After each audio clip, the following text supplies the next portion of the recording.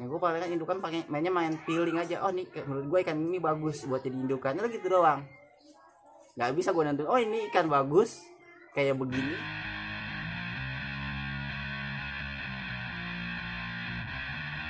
Oh ini ikan bagus, gennya seperti ini. Oh ini ikan bagus, filenya kayak gini. Oh ini ikan bagus, apa formnya kayak begini. Untuk jadi indukan bagus. Gue nggak bisa nanti. Ya, assalamualaikum warahmatullahi wabarakatuh. Selamat datang lagi di channel Buntut Cupang sama gue Antari Bawa. Di video kali ini gue nggak udah Magio karena di sini gue cuma mau ngebahas tentang hal-hal yang membuat kita sukses dalam peternakan cupang ya. Mungkin udah banyak pembahasan kayak gini, pembahasan kayak tips, tutorial, terus faktor-faktor dalam peternakan cupang tuh sebenarnya udah banyak. Cuman kali ini gue ya hitung-hitung lah berbagi opini lah ya. Ini opini gue, ini dari pengalaman gue pribadi dan nggak ada, bukan pengalaman orang lain ya. Gue cuma mau share aja pengalaman gue tuh dalam peternakan cupang tuh kayak gimana, dan ya kayak gitulah. Akhirnya sampai sekarang gue bisa beternak seperti sekarang ini. Gue punya berapa lubuk, gue punya berapa ikan cupang ya kan. Emang nggak banyak sih, nggak sebanyak dengan channel-channel yang udah pada besar, nggak sebanyak ya mereka yang sudah ahli dalam ngebreeding, mereka seperti petani-petani ikan cupang gitu kan. Gue masih belum seperti mereka, gue juga masih baru,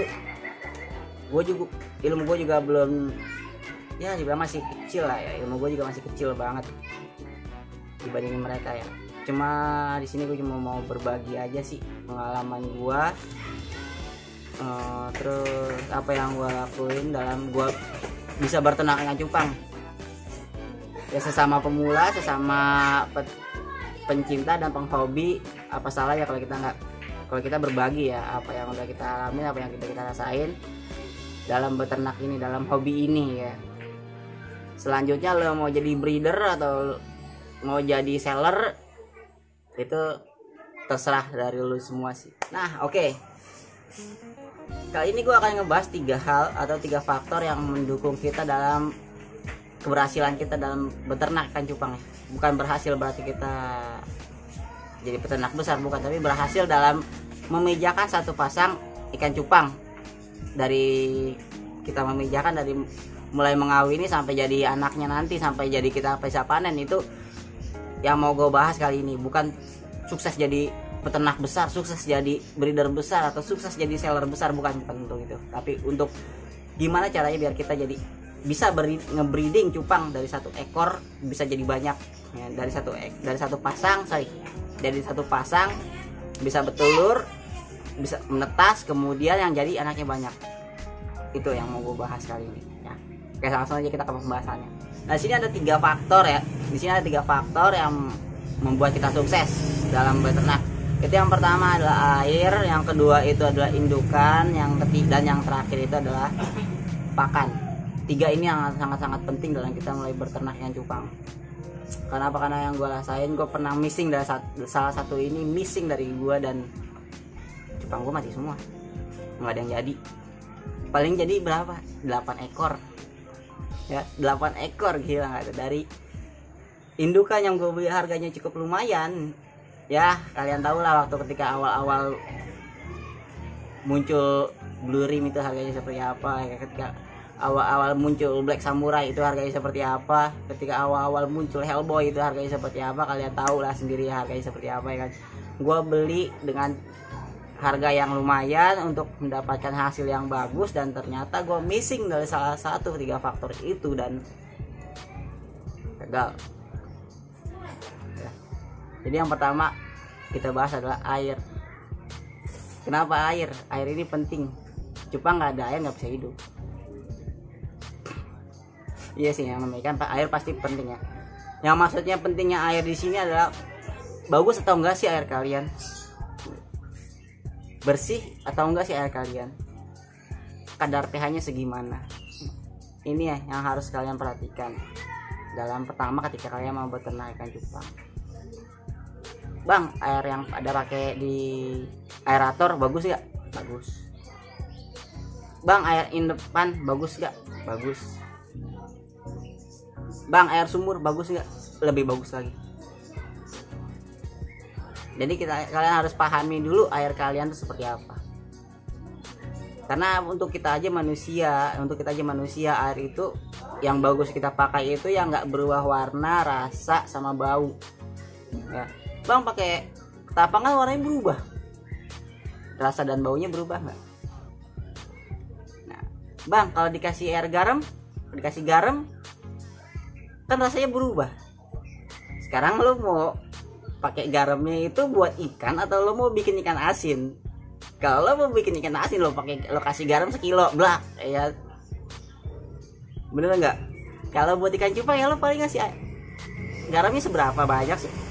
Paling banyak 1 sendok makan dengan air yang ukuran styrofoam 75 kali 40. Berasa nggak garamnya? Enggak kan? Tapi ada nggak kadar garamnya? Ada. Nah, kalau air sih kalian bisa eksperimen lah. Gua aja dicoba pakai eksperimen pakai air rumah dari tetangga gua. Gua pakai air galon, air mineral. Gua pakai air dari pengisian galon itu yang di pinggir-pinggir jalan kan, suka ada tuh pengisian galon. Gua udah pernah coba pakai, ya kan.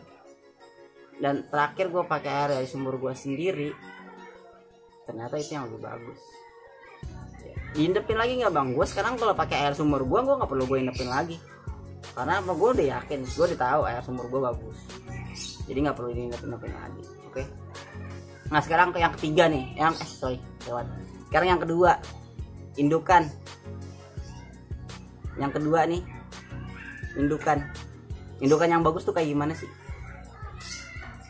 Gue sendiri nggak tahu indukan yang bagus tuh kayak gimana, tapi feeling gue mengatakan kalau ini indukan bagus.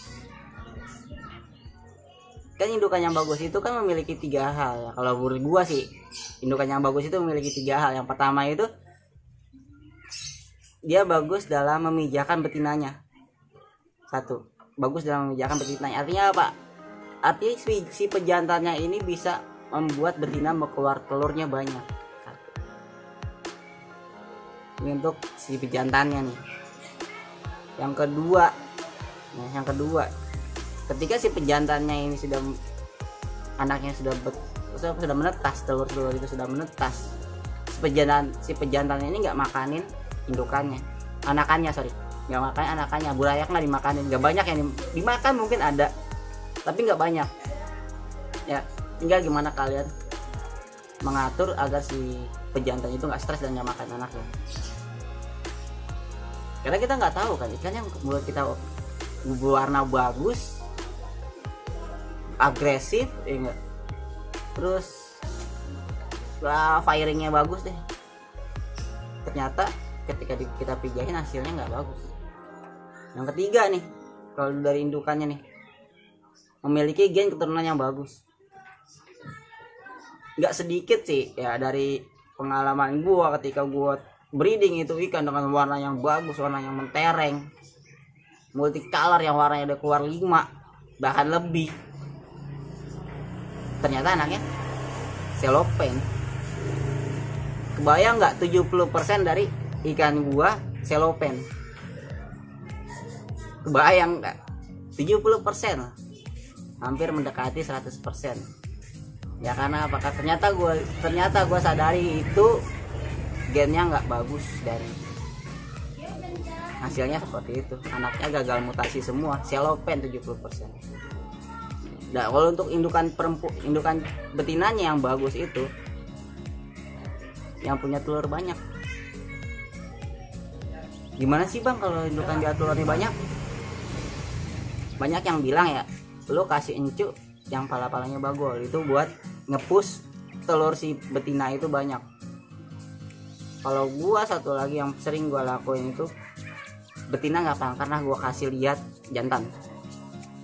Betina nggak pernah gua kasih lihat jantan. Kenapa? Karena ketika betina gua kasih lihat jantan, seringan kasih lihat jantan, itu dia akan buang telur sebutannya. Betina yang sering dikasih lihat jantan buang telur wajar ya. Kadang juga kita ngasih makan banyak, proteinnya bagus, gizinya bagus, telur ditambah banyak, perutnya nggak nampung, buang telur. Tapi ada juga betina yang perutnya kecil, yang nggak kita lihat, ini kayaknya betina telurnya nggak ada, tapi pas kita kawinin itu telurnya bisa keluar banyak. Itu balik lagi ke pejantannya jago nggak nih dalam ngejahin betinanya sampai bisa keluar telur banyak itu. Dan yang terakhir nih, pakan. Nih penting banget nih, pakan nih ya. Gue dulu kalah di situ, gue missing di pakan. Gue bingung gue kasih anak berayak gue tuh dengan apa. Gue mulai ngasih dari pakai kuning telur, gue pakai bau, berayak gue mati semua. Gue pakai susu bubuk, ada yang bilang pakai susu bubuk, sama berayak gue mati semua. Terus ada yang bilang ditaruhin ikan gapi biar dirawatin sama ikan gapi, gue taruhin ikan gapi. Ini gak, pas jadi banyak gue lihat ternyata gapi semua, sekarang nggak ada. Dan ternyata gue missing satu, itu pakan ya. Gue dari umur 1 sampai sebulan itu, sampai akhirnya gue udahlah biarin aja dah, biarin yang hidup-hidup, yang mati-mati. 1 sampai sebulan gak gue kasih makan. Yang berhasil hidup cuma 50 paling banyak waktu itu, 50 paling banyak.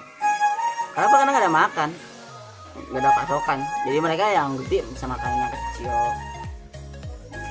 jadinya kanibal, saling makan-makan. Bang, pakannya apa bang yang bagus bang? Sekarang sih gue udah nemuin ya, menurut gue ada pas sama gue. Itu dari umur dari 1 sampai 14 hari atau 2 minggu. Itu gue kasih Artemia yang tetes ya, Artemia yang tetes. Kalau pakai Artemia kering, gue pernah coba juga pakai Artemia kering dan hasilnya kurang terlalu memuaskan buat gue. Cuma terlalu memuaskan. Tapi kalau kalian mau pakai Artemia kering pola red itu silakan. Kalau gue pribadi, gue udah nggak mau pakai lagi gitu kan. Terus di umur masuk ke 1,5 bulan ya, atau masuk di usia 6 minggu, itu biasanya udah berubah ngasih pakan. Gue dulu coba kasih pelet dan ya udah, pertumbuhan burayak gua tuh stuck di situ. Usia 3 bulan burayak gua masih bentuk badannya seperti umur 2 bulan, masih S plus, mending S plus S min mungkin. Dan akhirnya gue mulai coba tuh, ketika kebetulan kemarin kan lagi ada WFH ya, pas banget WFH, gua kalau malam iseng-iseng gue turun ke empang, gue cari kutu air. Gue udah mulai nemuin spot gue nyari kutu air, gue kasih petir semuanya. Dan ya umur 2 bulan itu udah pas sih, menurut gue usianya udah pas. Jadi mulai sekarang gue usia dari 1 sampai 14 hari itu gue kasih Artemia. Dari 15 hari sampai 2 bulan itu gue kasih kutu air. Dan ketika udah 2 bulan itu baru gua kasih cacing sutra atau cacing beku ya, atau encu. Yang jelas sih itu. Untuk pakan gua nggak rekomendasi yang namanya pelet. Mau pelet apa kek, gua nggak bakal rekomendasi ke kalian pelet. Kenapa? Cupang itu predator bro. Cupang itu karnivora, dia makannya daging. Pelet terbuat dari apa? Kalian bisa lihat kan komposisi pelet itu terbuat dari apa? Tepung ikan, tepung dikasih ke karnivora. Sama aja lo kasih bakwan ke singa, kurus gak tuh singa? Kalau kucing yang lo kasih bakwan ya kucing masih bisa gemuk ya, meskipun dia karnivora. Tapi kalau kucing di kampung-kampung mah udah jadi omnivora, apa jadi makan, tempe aja dimakan. Nah ikan cupang karnivora bro, bukan omnivora ya, bukannya herbivora juga. Lo kasih tepung ya lo sudah menyalahi aturan hukum alam. karnivora makan daging, ya lo kasih daging. Dagingnya apa? Dagingnya kutu air, daging. Cacing, daging. Terus encu, daging. Nah, jadi faktor itu 3 tuh yang sangat penting tuh. Air, indukan, pakan. Ya, nanti mungkin gue bakalan bahas di video selanjutnya itu tentang pakan aja kali ya. Gue kalau indukan gue nggak terlalu ini sih, nggak terlalu